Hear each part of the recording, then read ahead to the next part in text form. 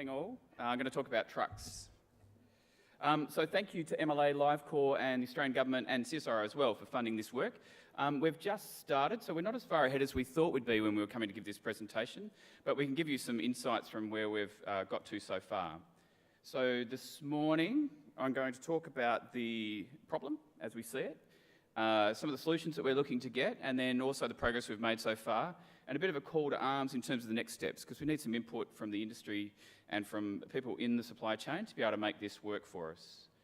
I took this photo last week hanging out of a window of a plane going into Surabaya, just looking at some of the investments in infrastructure into Indonesia. So there's a new toll road being built just outside the city. It's sort of an example of how there's major investments in infrastructure in many of the receiving markets that we're going into. But if you have a look a bit closer, there's no connecting roads to it. So sometimes infrastructure goes in the right place, it just needs a few things to make it work better. What's the problem? It's a problem that's not just a live export industry problem, it's an agricultural industry problem. We have complex, long and sparse supply chains. So we do thousands of kilometres of distance between origin and destination in terms of our products. We tend to have shared infrastructure that is used by multiple users, but also there's a need for specialised and dedicated infrastructure that doesn't generally always get the investment it requires, and the operating and maintenance costs aren't always borne by the people who use it. For this particular industry, in any export industry, there's limited port and shipping, and again, it's a competitive market, but we're also at the end, in a sense, at the end of the world, so we're also in areas where there's not necessarily a lot of flow of freight, so it makes it difficult to mobilise shipping. And then lastly, as you would know, we have seasons. So we have a wet season starting in the north soon. There's regulations that change sometimes rapidly, and markets can be disrupted and change rapidly as well. So we need to be responsive to those in terms of the way that the market flows and things flow through the supply chain. CSIRO's been working on this problem for quite a while now. So starting back about 7 years ago, we started looking at across all of agriculture in terms of how do you deal with transport issues. So one of the major costs in agriculture, in terms of the product, about 40% of the price of a product when it lands on a shelf is the transport costs.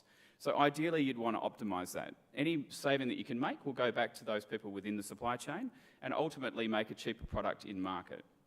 So we started building the road network in terms of a model, so trying to understand where the roads and the rail is in Australia, understanding what the capacity of those are and how they're constrained in terms of their operational areas. So do we have roads that are, while they are highways, they only allow a particular type of truck on them?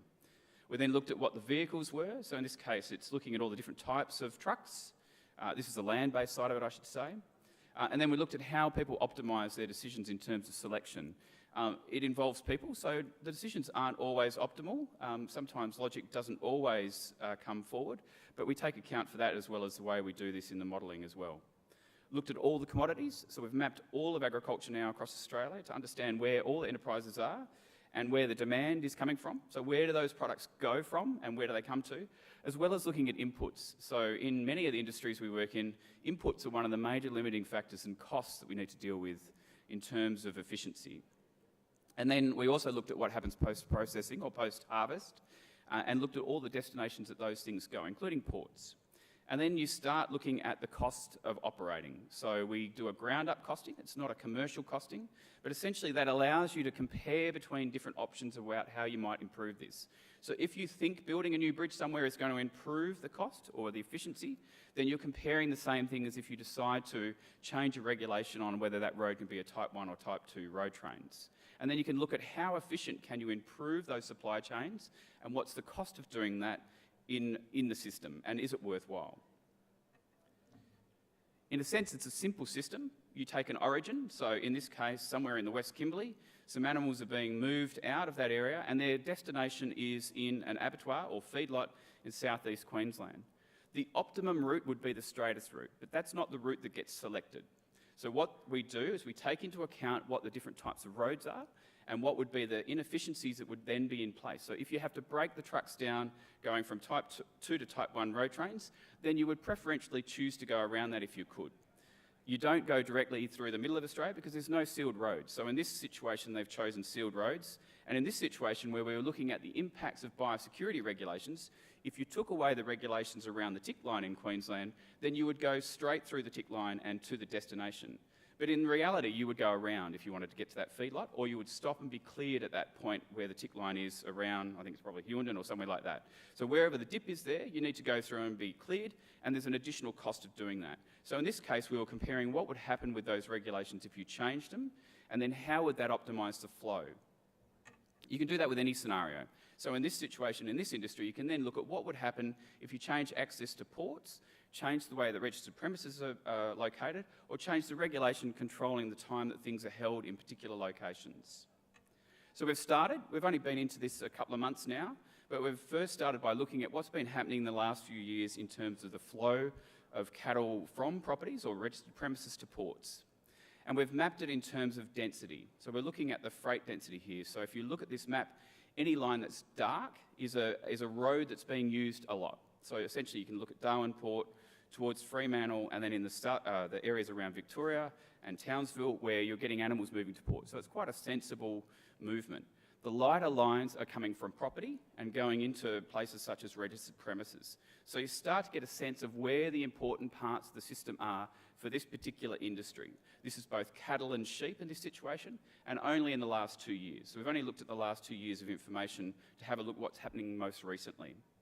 Now, keeping that in mind, if you compare that to all agriculture across Australia, you see that the ports that we see as important for this industry aren't necessarily the ports that are important for all of agriculture.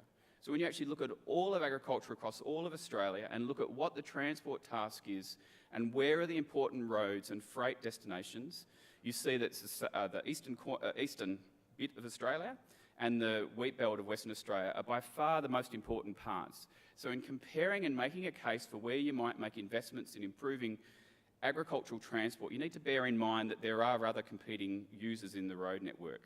And then on the top, I suspect it's your right-hand corner, you'll see a coloured map.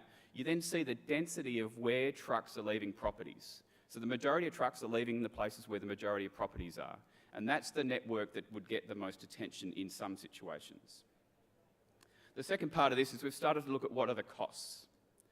So in using that model, we were able to build up from the ground what would be the transport costs in terms of getting animals from destination to port, and then from a registered premises, and then from that registered premises onward to the port. The cost is in part a relationship of the distance that's travelled, but also in a relationship to the barriers that are there. So overall, the cattle transport in 2014 to 16 cost about $40 million in terms of costs, and the most expensive port to get into is Darwin. And that makes sense in part because of the distances that are going there. So there's longer distances to port that are being traversed in terms of that market. Also looking at sheep, you again look at what are the most expensive ports, and I misled someone today. I said Fremantle was the most expensive, but in fact it's Portland. And again, it's a relationship to the distance to a port, but it's also a relationship in terms of what happens in that travel distance. So can you get more efficient, higher performance vehicles into that port, or do you need to break those vehicles down once they come off properties? And that all adds to the cost, and that gives you the situation where you can get some efficiency. So that's the first part of it. We've started to try and understand the costs. We'll start breaking down where those costs are and attribute them to parts of the journey to understand where there's efficiencies and that can be made and gains. The second bit was to start talking to some of the industry representatives and asked them where along the supply chain do you see bottlenecks, inefficiencies and barriers? And we have 5 observations that have come out of those discussions so far. The first one is that most of the inefficiencies, bottlenecks and barriers are somewhere else and they're caused by someone else. And in a sense, that's a reflection of what's actually happening. You control your part of the supply chain, but you have very little control of someone else's part of the supply chain. So you will observe how efficient you are, but there will be other parts of the supply chain that will hold you up. Getting into a bit more detail, the other parts that we see is that there's physical infrastructure constraints. So we've seen this when we've looked at all of agriculture, such as road limits or restricted access, and some of those are sensible and others aren't. And then there's other things such as cut-offs due to seasonal conditions, which again are very difficult to manage, but in terms of scheduling, you can start to understand how you might be able to schedule movement of livestock to account for those things, if you can actually break down where those costs are and the time of year that you're moving. The other things that we see are operational constraints that are placed on very adequate physical infrastructure. So the physical infrastructure around ports, as an example, and I'm not giving any particular port, might be that you have scheduling preferences, so that you have your ships coming in, but there's this preference to schedule against you, and that will create an inefficiency. Or you'll have access issues to port that aren't controlled by the port operators around things such as curfews. So there's some local governments who put into place curfews around ports that aren't related to the actual operation of the port. So the port would be efficient if it was not for that curfew. Or there's particular things such as local roads that don't allow high-performance vehicles to make full access to those ports. The one that, and probably not surprising, there's some regulatory inefficiencies. Some of those are around the duplication of approvals, and others are around the sequencing of approvals that cause delays. And of course, there's always the imposition of new approvals. So we've been working through some of those approval decision-making processes in trying to understand where could you actually get some efficiencies in that. And there's many examples where that might be. And there's also many reasons why those things happen in a particular order. But some efficiencies and gains can be made. And there's significant costs if this is on the shipping side in terms of delays of loading and ships being dockside with nothing happening. And then almost universally, people were talking about ports and the infrastructure and the operational constraints around them. So that's a re-emphasis of that as one that comes up in multiple occasions. And up until now, we haven't really been looking at that. So the majority of our work's looked at the land transport side of it. So we're starting to see whether or not these are areas where you can make particular gains. Oh, there's one more, sorry. Is around the inputs. So this is an area that we actually see in many of the other intensive livestock industries, that input costs are significant in this area. So if you're trying to get fodder, bedding, bunker fuels to ships, there's significant costs and delays that are associated with that. And sometimes that's in terms of where the positioning is. So the fodder's in one part of the country and the ships are in another part of the country. And there's some significant savings that can be made and efficiencies in that around the scheduling and the access to those resources and getting them onto ships. So that's a checklist of where we've got to so far. What are we going to do next? I suppose essentially we'll basically continue to do this, start to talk to the particular operators around and the individual actors within the supply chain and start to understand where those inefficiencies are and what you can actually do about them. We've also started to map the sailing times, port times and queuing to try and understand where along so this is the last 6 months of data for cattle.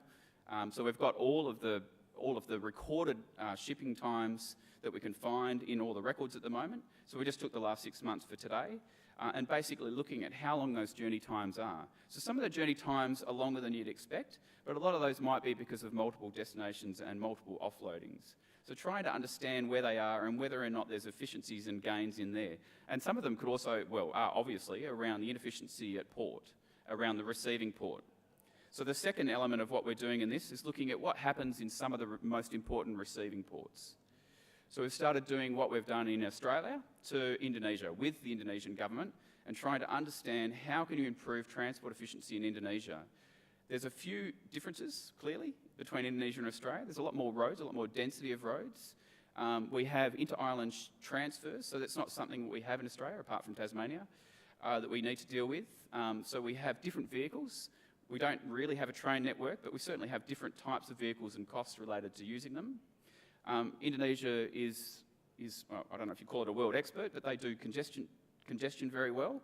Not something that we deal with in Australia very often. And there's also geography in Indonesia that there's mountains. We really don't have mountains in Australia. So there's some constraints in terms of operating and efficiency of trucks getting around the country as well related to the geography. We've also followed we were lucky enough when we were there to follow a dispatch of a ship. And so we've started to look at some of the process flows around ships. So the top line there is basically the shipping time it took to offload a 3,000 head from a ship in Port Priok. They were using one ramp and they had reportedly 100 trucks ready to go. So it took them about 36.5 hours to offload that ship. We followed the trucks along and looked at how efficient they were to get to feedlot, and they reported, and it was accurate, that there was a bridge that had been washed out recently, 9 months previously, and hadn't been repaired. So that had added additional time around the return journey in terms of the trucks coming back and offloading the ship. If you improve that bridge, so you actually reduce the journey time, which is the third one down, you actually see about a 10-hour reduction in the travel time and the time to dispatch from the truck. So if you simply repaired the bridge, which would have multiple benefits for the local community and others, then you have a reduced journey time. If you simply increased the amount of animals you could put on a truck, so you went from 13 to 17, then you would have a small reduction in journey time, because essentially you don't have many reduction in the journey. So that while that would seem like a sensible thing to do, it's actually an expensive way to operate. You have to upgrade your whole fleet. So it's probably unlikely that that would happen, and the gain would be relatively small. But if you look at the last scenario, if you actually had 200 trucks turn up for dispatch, you have a significant saving in the time that it would take to offload that. So instead of having 100 trucks turn up, you had 200 trucks turn up, which is probably possible, then you can make major savings in terms of time. And so we start working through those scenarios to understand where you can get some savings in the system. It's important for us to understand how that's best presented, because we want this to have some impact. So we're looking at a couple of different ways of presenting it. One would be around those process flows, but the other would be putting this information into a tool that you can interrogate. So it means de-identifying all the data from properties and registered premises and other things, and trying to understand where along that supply chain you see time and delays and costs, and then trying to understand how you can actually improve those. And then you can build scenarios either at a business level or at an industry level about how you can then make improvements. The prioritisation is the bit that we were interested in. So how do you then prioritise that? So there's a few questions we have, and we've had some experience in working in this area looking at beef roads across northern Australia, trying to look at we had about 70 scenarios about where money could be invested in improving beef roads across the north, and we were able to prioritise those in terms of cost versus savings. So which of those was the most efficient? And then we provided that information back to the government department who was funding it, and then they were able to choose the areas that they would invest in, not only on the basis of what we were saying was optimal, but also in terms of where they could get funding from and other things. So I think they picked option 1, 10 and 17 or something like that. But they basically knew that they weren't going to pick option 71. So they had a chance to then make a decision about what was possible and what would have impact. In doing that, you need to understand what is out of control. So congestion is something that essentially you could never deal with or invest into within the realms of what we control. And then what parts of the supply chain are in our control, but we would have very little impact in terms of what we would do to improve them. And then lastly, where the real efficiency is, bearing in mind that a majority of the transport in Australia isn't related to this industry, where can we leverage other investment opportunities? So where can we go in and make a case that improving this road or this port access will not only have benefits for this industry, but for many other industries? And so that's where I leave it. That's where we need to get to in terms of making these decisions. Thank you.